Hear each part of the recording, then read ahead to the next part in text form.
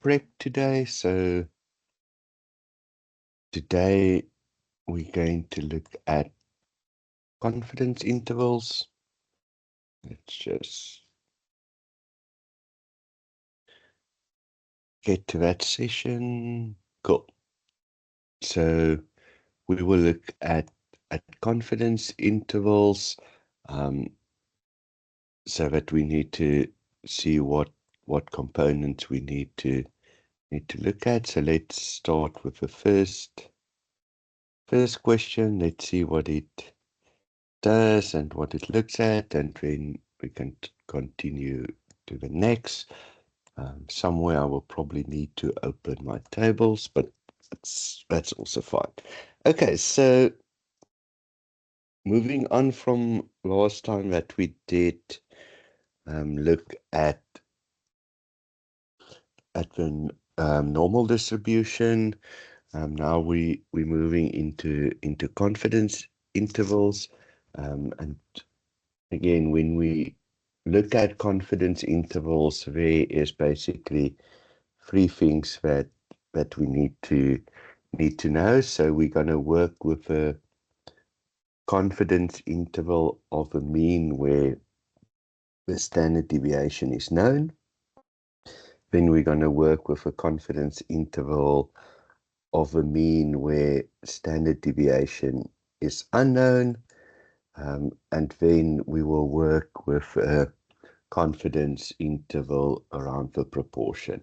Okay, so that's the three things that we will focus on in the confidence intervals, and obviously then there can be some different questions around those. So let's go into the detail again. This was from a previous, I think 2 or 3 years back assignment.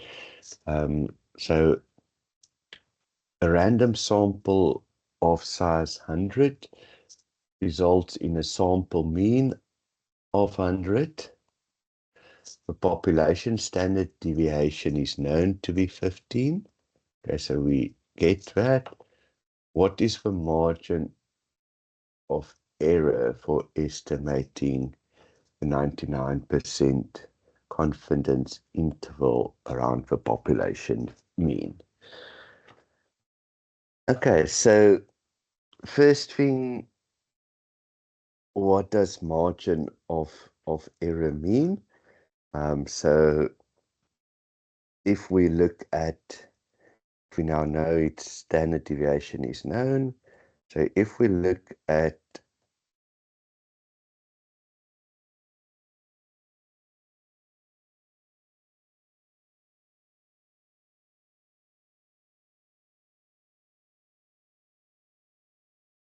just want to make sure, is that the formula, is it divided by square root of n? I'm not always 100% sure, so let me just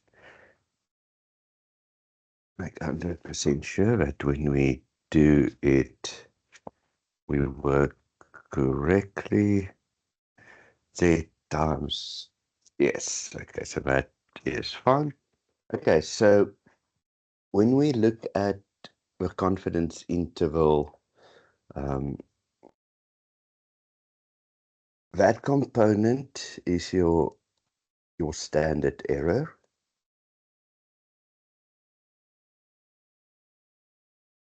Here they're asking us the margin of error for estimating. Okay, so this component is your margin of error.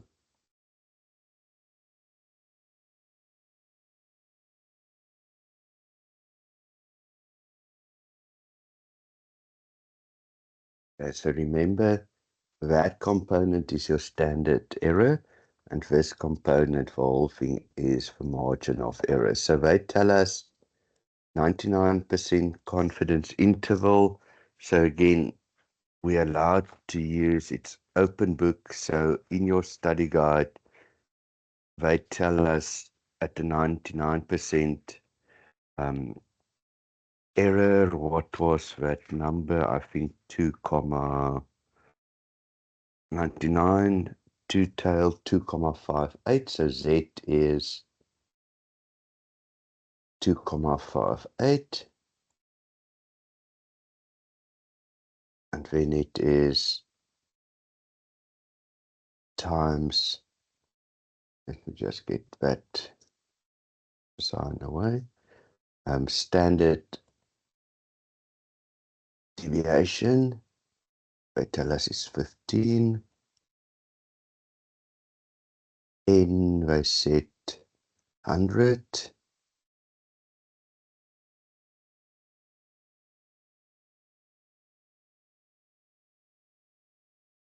so we're basically going to say 2,58 times 1.5.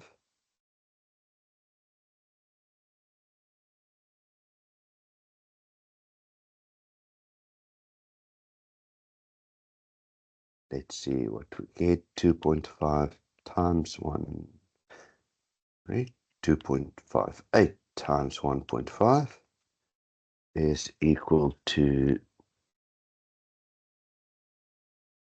3,87. If we go through this, okay, there's two of them. So both of them are correct. Obviously, an error in this assignment again, but you can see also E was correct. So obviously there was an error, but your answer is 3,87. So what is important from this question is not to make the mistake of checking what the standard error is. Luckily, there's not an answer for us, but we need to work out the margin of error and that whole area, the Z times the standard error is the margin of error. So that is just for me again an important one. So it's not that they specifically now focused on any type of confidence interval. For them, it was more important that they know that you understand what the margin of error is. And luckily, there wasn't a standard error. Normally, they might even have a standard error answer as one of the options as well. Okay, so that's the first one where we look at margin of error. Then we will go into working out what the confidence interval is. So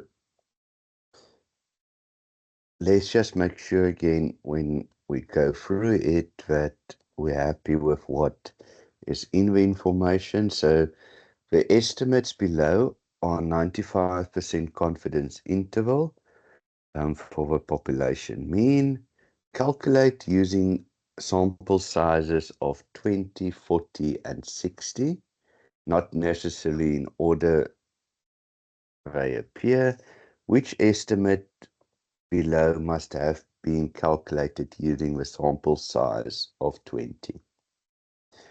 Okay, so let's just use this formula again.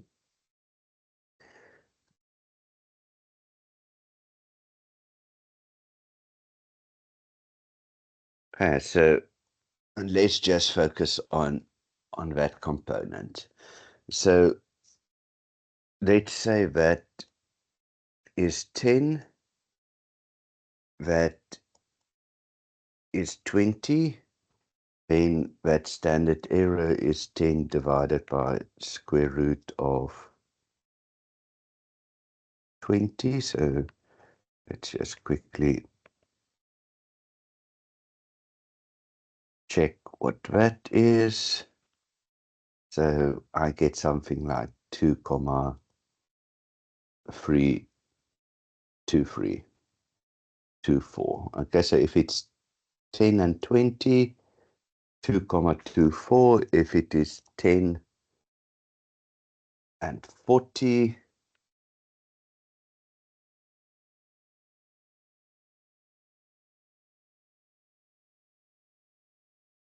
I get 1,58, and if it is 10 and 60, you will see that just becomes smaller and smaller.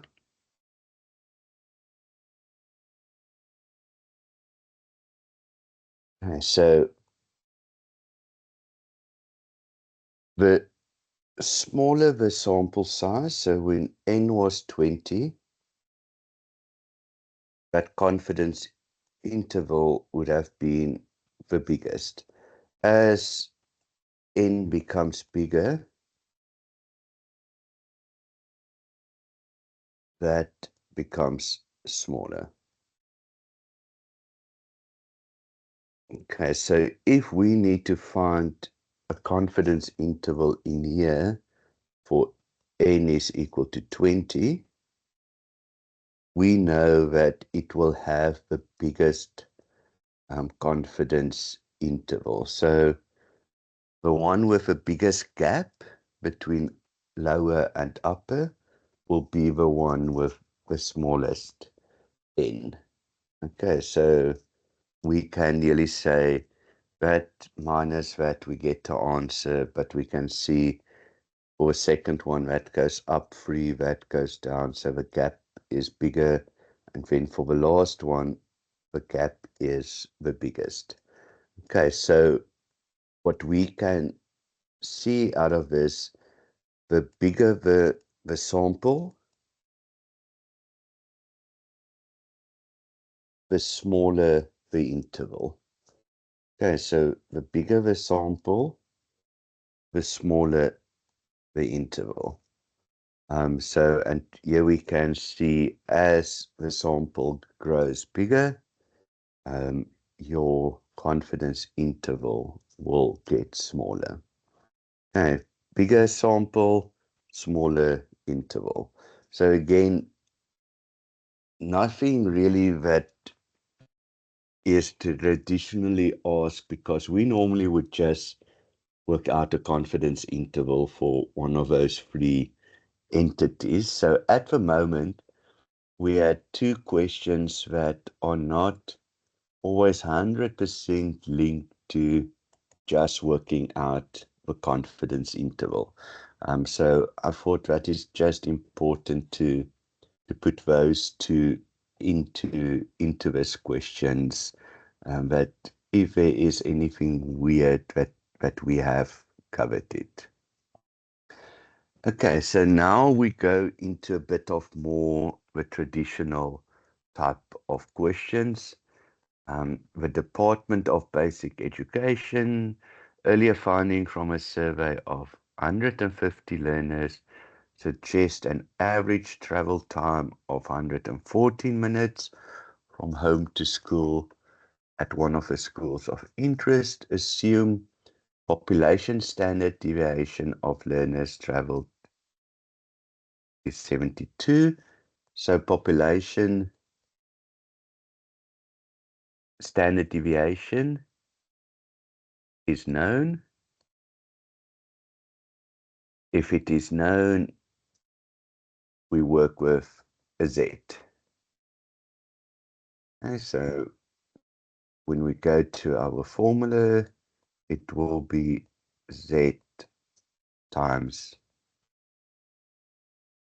the standard error. Okay, so that automatically is the first thing. Then they say construct a 95%, because it's Z at 95%, we can say Z at 95 is 1,96. So we already know what the Z will be. Then we can go and say, okay, let's just look at the other things. We know N is 150. We know that standard deviation was 72. And we know that the average travel time was 114. And so, and then for this one, we we would now just complete it. So 72 divided by the square root of 150 is I get 5,87 rounded off, but just make 100% sure.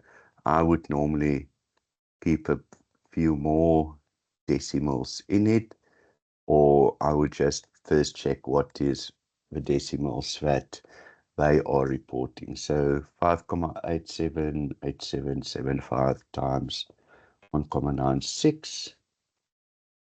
So I get 114 plus minus 11.52.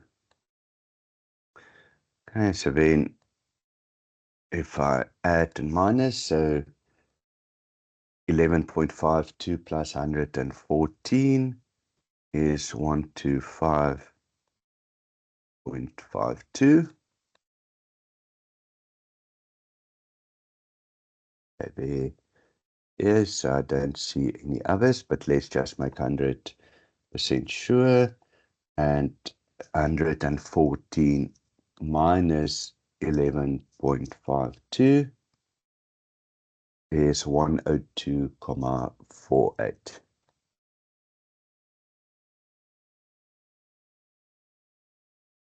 Okay, which we also have there. So this one was nearly a more straightforward question. They tell us population standard deviation is known. So then we know we can work with a Z. And we work with a Z, we know that the 95% is 1,99, and then we can use it in the formula. Okay. So let's just, I want to, the problem with this yesterday, and putting these together. So let's just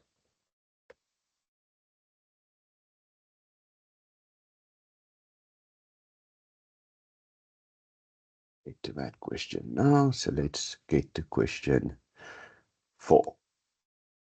Okay, so now this will follow, I think, a very simple, straightforward process, but let's see if I throw in some other questions as well. Okay, so a household survey based on a sample of 50 households in a small rural village found that the average household income to be 300 or 3,500 with a standard deviation of 1,000. Okay, so here I actually don't know. They didn't tell me it is population standard deviation. They told me I'm working with a sample. So for me, that is going to be the standard deviation is unknown. So if we work with unknown,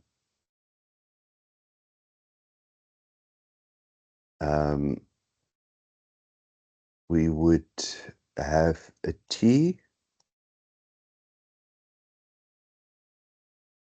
So let's quickly look at this one. So then our formula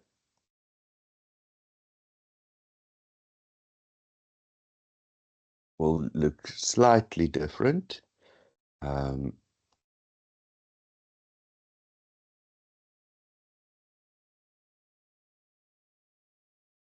again, most of it we will have. So the mean is 3,500.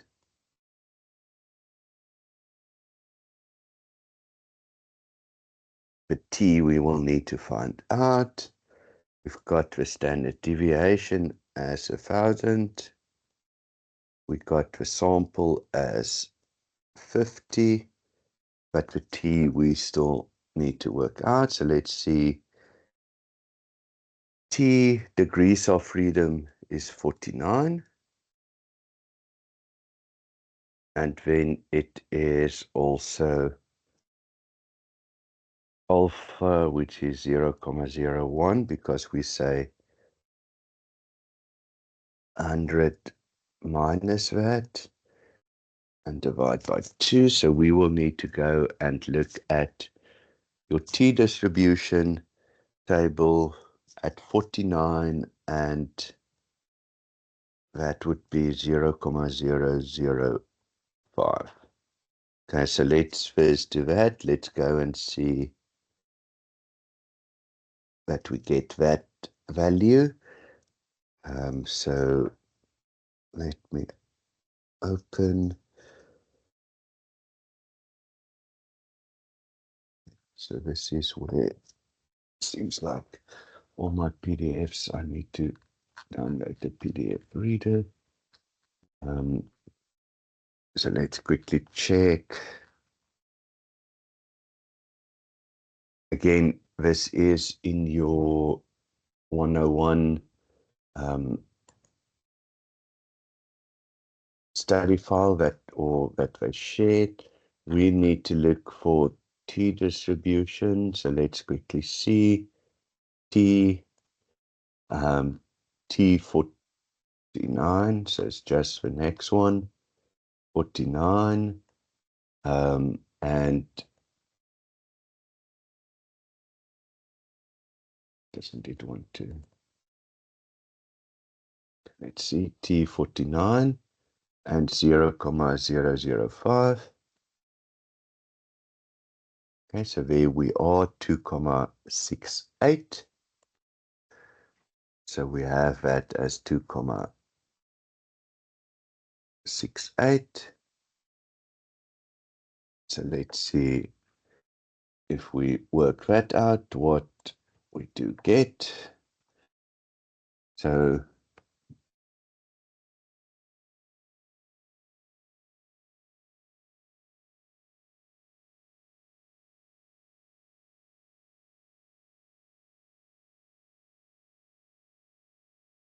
a 1,000 divided by square root of 50 is 141.42. If I multiply that by 2.68,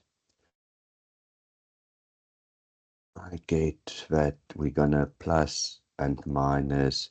Again, I'm looking at 2 decimals, 379.01. So the top one always the easiest, just to add. So I get 3879.01. There is one, others is not there. So option A, but let's just work out the bottom one as well. So we've got the 379.01, and we subtract that from 3500.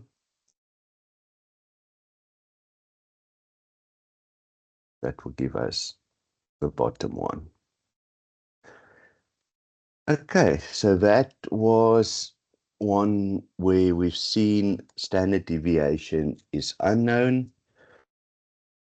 And I will, so you first need to work out the T, because that they haven't given to us.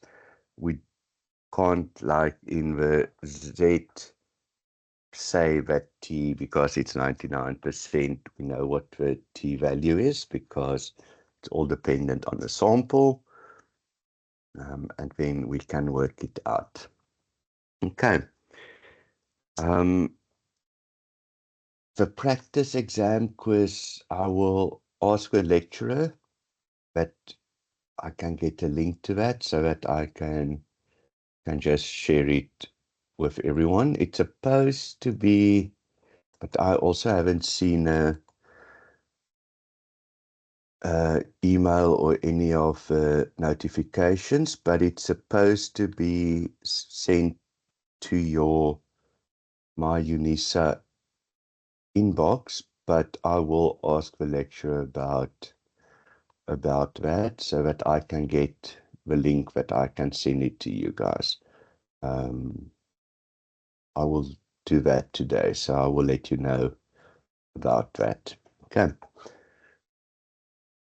Okay, so this one was a few times in assignments already. So again, a very important one that they love to ask. So I know it's been in assignments the last 3 or 4 years. What they've done, sometimes they change those degrees of freedom, but I think for 2 of the 4 assignments, it actually stayed the same. And what we will also do is sometimes change some of the answers, but mostly just the layout of the samples, or sorry, the layout of the answers. Okay, so we need to look at a t distribution with 27 degrees of freedom. Okay, so we are now luckily in this where we have a t distribution. So, and there is t equal to 27. So that will nearly be the values that we will be looking at, T27. So let's look at the first question. The T value associated with a lower tail, okay, so it will be negative, of a probability of 0.01. Okay, so lower tail 0.01. So there is 0.01. So that will be the upper tail, 2.4727. So the lower tail will just be the negative. So that is correct. So let's just look at all of them that first have lower tail, that we work that out first. So the t value associated with a lower tail probability of 0.025, 0.025. So the positive, the upper tail is 2.0518. So the bottom one will be 2.0518. So if you round it off and it's negative, so that is also correct. So A and C correct, but we're looking for incorrect one. Now they're asking us to work out area. So now we've done with looking at the probability or at that. Now we're looking for area. So now remember, if we've got positive t, this side we've got negative t. So if we are looking for a 95% area, this must be the 95% area. So what's left is, on these two sides, 0.05 divided by 2, okay, which is 0.05 divided by 2. I just want to make sure that, which is 0.025. Okay, so if I want to get that t value, then I'm looking at 0.025 with 27. So again, it is 2.0518.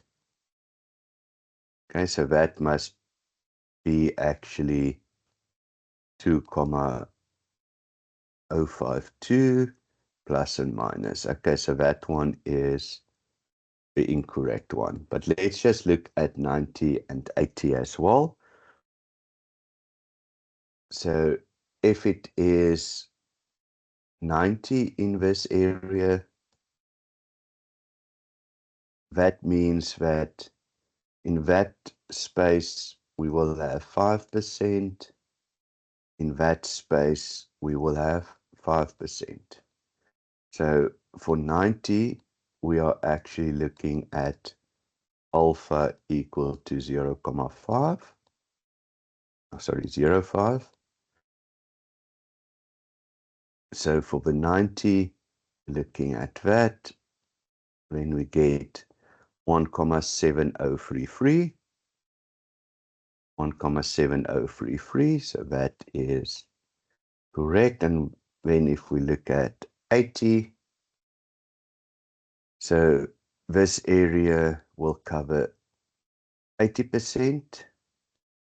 So what's left is 10 on this side and 10 on this side. So 10 plus 80 plus 10 will give us 400. So this time around, that alpha is 0.1. If we look at alpha 0.1, we see it is 1.314.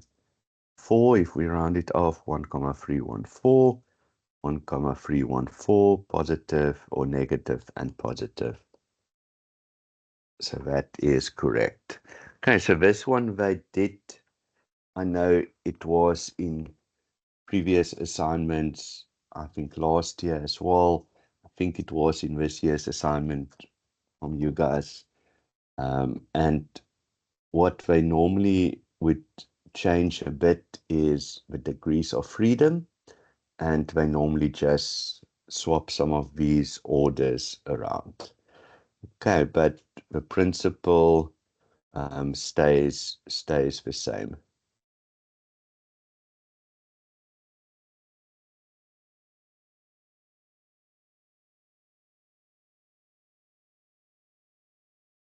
Okay, so let's look at the next question. Question 6. So let me just again get this sorted. Question 6.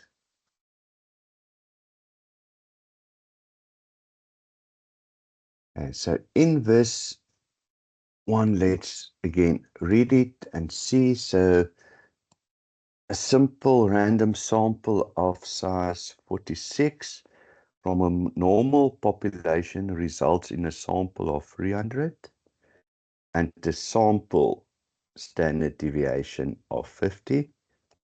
So we know again that is unknown. So if that is unknown, we work with the t distribution. Sample size 49, so our t 46, so our t is going to be 45. And we need to work out again confidence interval, so we can nearly write down this already, and then we can check where we need to fill out. So they tell us 46 sample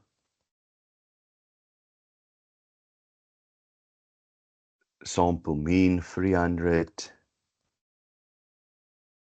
t we will work out now, and a standard deviation of 50.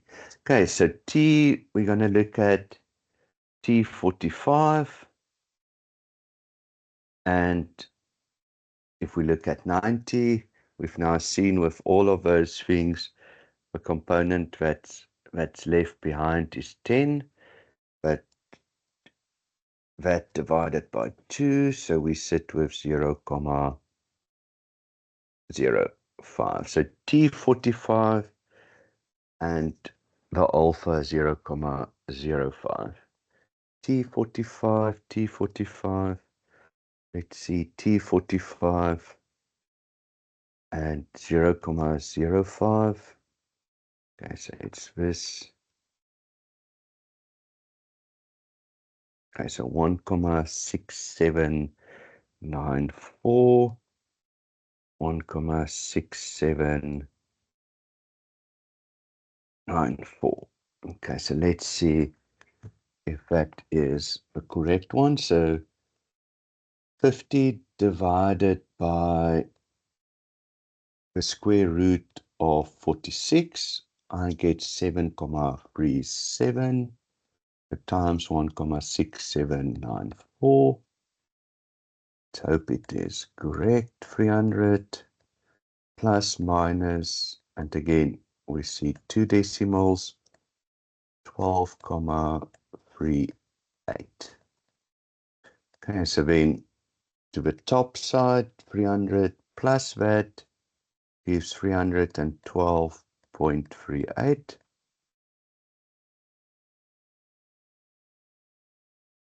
Okay, so there's only one of them. But let's just check again the bottom one.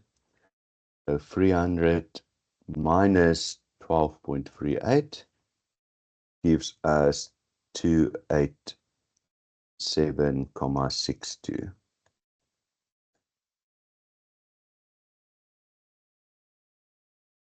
Which is option C. Okay, so again, this one, they could have gone to say,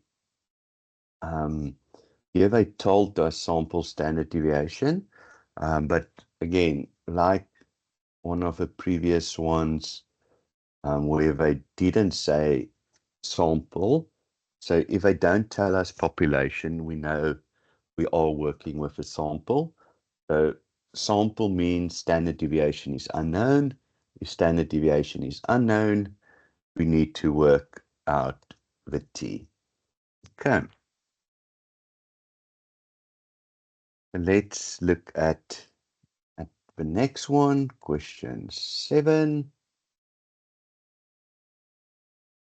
At some point, we will need to go into proportion, so it's probably now.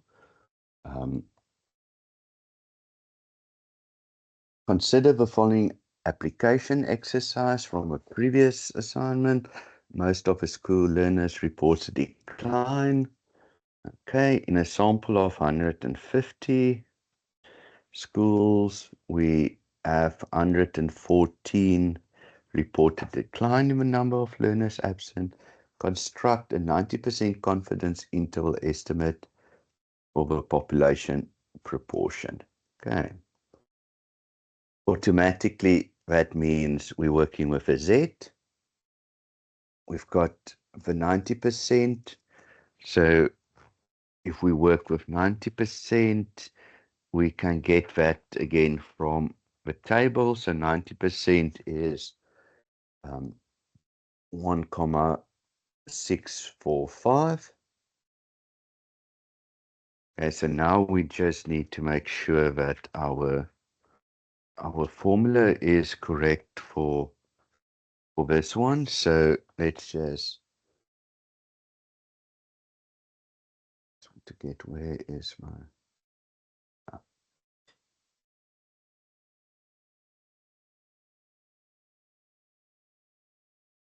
so the proportion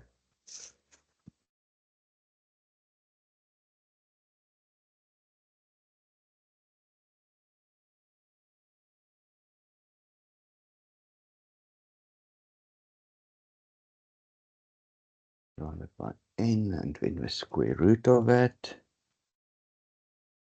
Okay, so let's quickly check. We've got the proportion is 114, so let's just work that proportion out first. But I don't need to work with fractions for all way. 114 divided by 150 is 0.76. Plus minus z of 1,645. Then p is 0.76. 1 minus p is 0.24. Divide by n. N again is 150.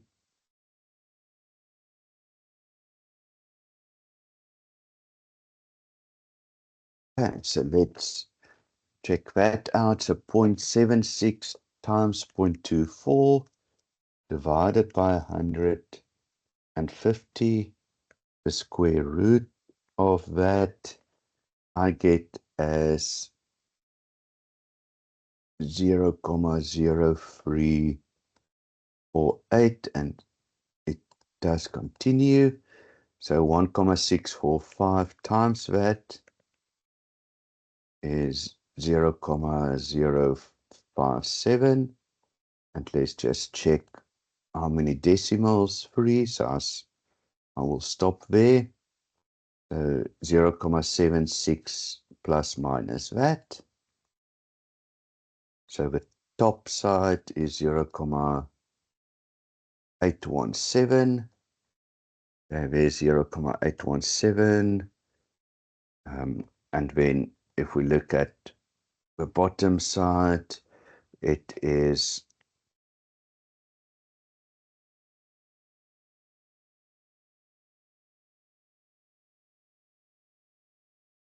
0,703. 0,703, which we have there. So option A is the correct one. Okay, so this one is proportions, and then again, nearly a straightforward proportion question, because they talk about giving us the proportion. They tell us the 90% confidence interval, so we can use all of that. So yeah, nothing in here that is odd nearly. So let's just, I think there's two more, so let's just see if there's anything different in some of the other ones. But proportion is normally the easier one, because they would say to us we're working with a proportion, and proportion is always a Z. So we can't use anything different for proportion. It's only the mean that, depending on the standard deviation, if we use a Z or a T. Okay, so let's look at what, this was one that I think this is more aligned to questions of the previous session, but I thought let's put it in, that we just cover this as well. Then we have done it. Again, you can see this is from one of the assignments. So again, please send me if you have any assignments that we need to just check again some of the answers for 1510 and 1610. Please share that. We can put it in a presentation like this, so that we can look at it. So most of the schools reported a decline. In a sample of 200 schools, 144 schools reported a decline in the number of learners. Calculate the standard error. Okay, so what they might do is, we had the standard or the margin of error. So just be careful that they don't, in the first question, ask margin of error, and then in the second question they ask the standard error, and you confuse the two. So just be very careful about this. I should have actually had it up earlier next to that one, so that we can just make 100% sure. But standard error, so standard error, we will only look at this component. So they told us 144 out of 200. So that is 0,72. times 0.28 divided by 200 and the square root of it. So 0.72 times 0.28 divided by 200. And if I take the square root of that, I get 0.032. If I look at the answers, 0.032. Okay, so there you've got the 1 minus p, so don't get confused like the student did with that. Let's just see what else. Okay, some of those, not a clue how you can get some of those, but that is fine. We don't need to do that. So yeah, so standard error, just be careful that they don't put one standard error and one margin of error nearly next to one another, and you're not 100% sure which one is which. Okay, so let's look at the last one. So, and this is just, again, it was more to do with the work we did earlier this week. So this would be actually more to do with study unit 7, but let's quickly do it. So it's just a recap then of what we did in the previous session. So let's check. Previous studies have shown that only 66% of schools have reported a decline in learners' absences since the Start Learner Transport and the School Nutrition Program. Suppose a sample of 99 schools in Joburg is drawn at random. What is the probability that less than 76 schools of the schools have reported a decline in absentees? Okay, so what's the probability that less than 0.76? Okay, so we go to, remember, chapter 7.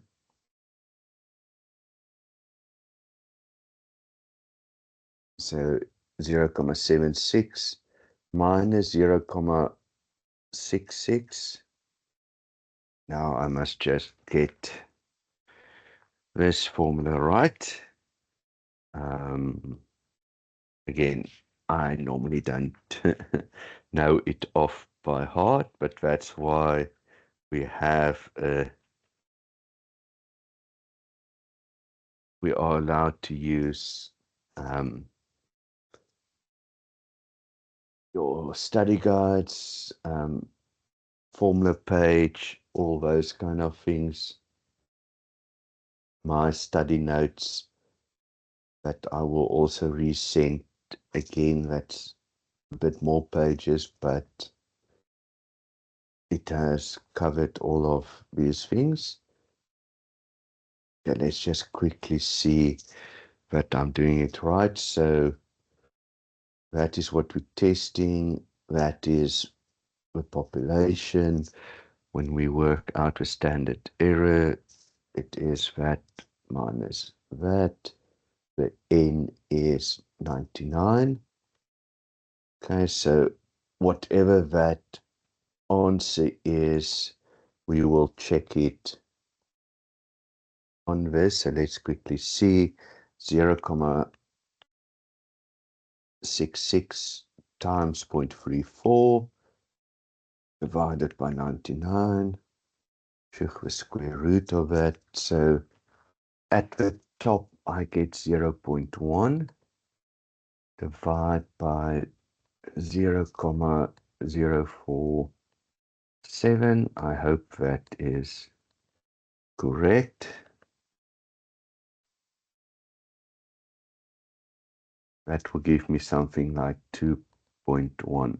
Okay, there's not a 2.10 there, but that's fine. Let's check 2.1, and they tell us we need to look for it smaller than, so that probability.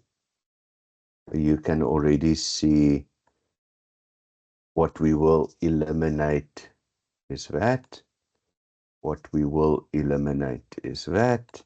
What we will eliminate is that. So if you needed to guess at this point, because time is running out, C or E. Okay, so let's go to the table. This is nice. We can look at the positive table. It covers what we need from the positive table. So 2.1, so there you can see it covers everything that we need. 2.10, 0.9821, 0.9821. I just want to check that one. So what was that? 9927, 9927. So it might be if we've done, if we use 0.76 in here, it might have changed that answer. Okay, so just a recap of something that we did in the week on, so this is actually study unit 7. I think this was, in a sense, also study unit 7, but this can be asked from study unit 7 and 8 and 9, actually. Yeah, so that's it for today. So that's nearly a recap of confidence intervals.